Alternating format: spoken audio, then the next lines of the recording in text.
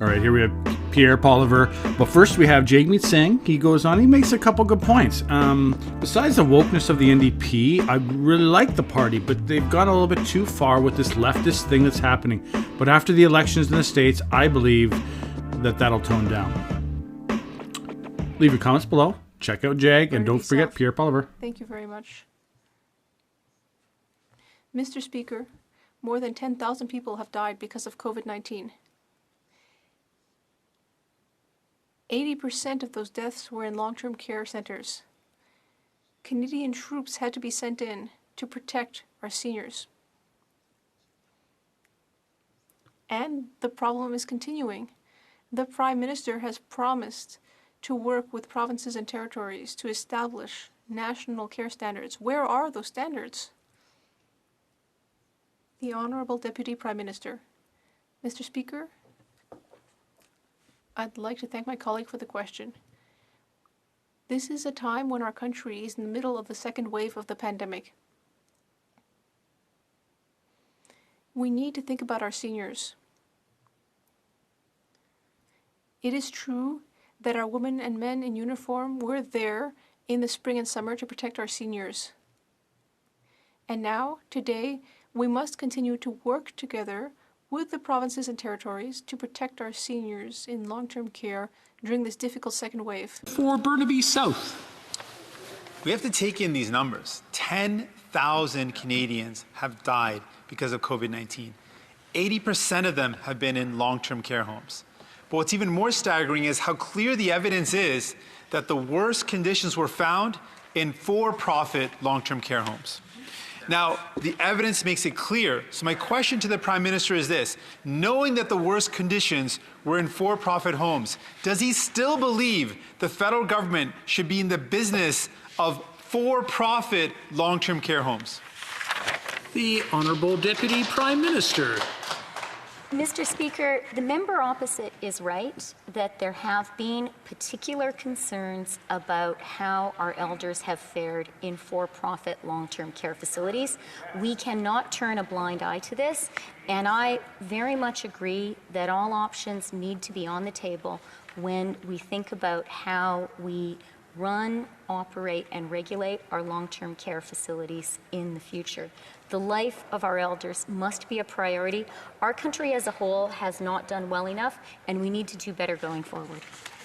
Honourable Member for Lakeland. Mr. Speaker, this government isn't transparent or consistent about applying their pandemic rules. Another day and yet another revelation that a wealthy U.S. executive was granted a quarantine exemption when he entered Canada on October 19th to push the Teamster union workers to accept a new contract. The first time this kind of thing happened, the minister said it was a mistake, but he hasn't fixed it. Quarantine restrictions are enforced on everyday working Canadians, their small businesses, their family members. So a very simple question. Why is there still one set of rules for wealthy, well-connected elites and a different set for everyone else? The Honourable Minister. Mr. Speaker, let me thank the member for an important question. Mr. Speaker, there's no two set of rules. Canadians have the right to enter Canada at any time when they follow proper health and safety protocols. To our question, our top priority is the health and safety of Canadians during this pandemic. Decisions on exemptions by officials are only issued after the approval of the Public Health Agency of Canada and the relevant province or territory. Mr. Speaker, we will continue to protect the health and safety of all Canadians. Honourable Member for Lakeland.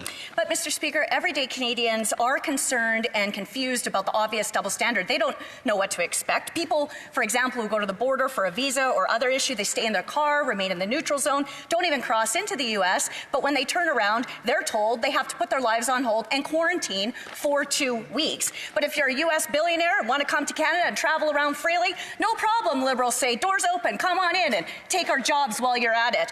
When will this government show the same compassion and fairness to everyday working Canadians as they do to U.S. billionaires? The Honourable Minister for Foreign Affairs. He set the record very, very clear. There's not two set of rules. Canadians have a right to enter Canada at any time when they follow proper health and safety protocol. to the question of the member, as I said, the health and safety of Canadians is the top priority of all members of this House during the pandemic. It is also essential, and I'm sure the member would agree, to keep our economy moving during this pandemic and protect our critical and essential business.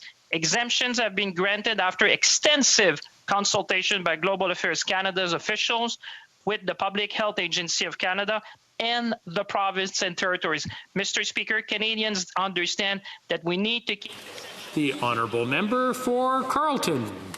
With our unemployment the highest in the G7, the 1.8 million Canadians without jobs are wondering what the economic plan is. Well, yesterday we learned that the finance minister's plan is debt-fueled government spending. The Bank of Canada's governor's plan is debt-fueled consumer spending. It's the credit card strategy. How to pay it all back? Well, we'll cross that bridge when it collapses.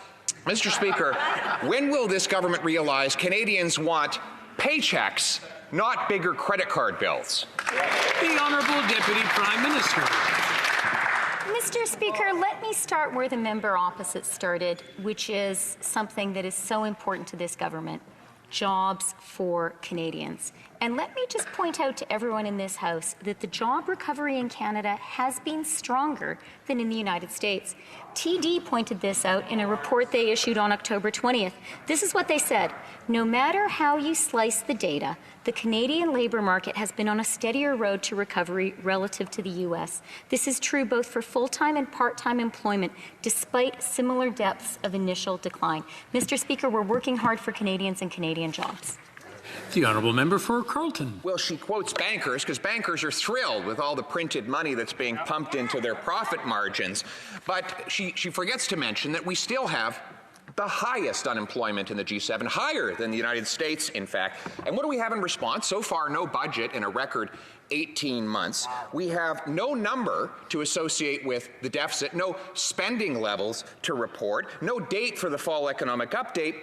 And the last time we had those bi-weekly reports on COVID spending, well, that was back before Bill Morneau became Bill No More. Mr. Speaker, when are we going to get some facts about the recovery?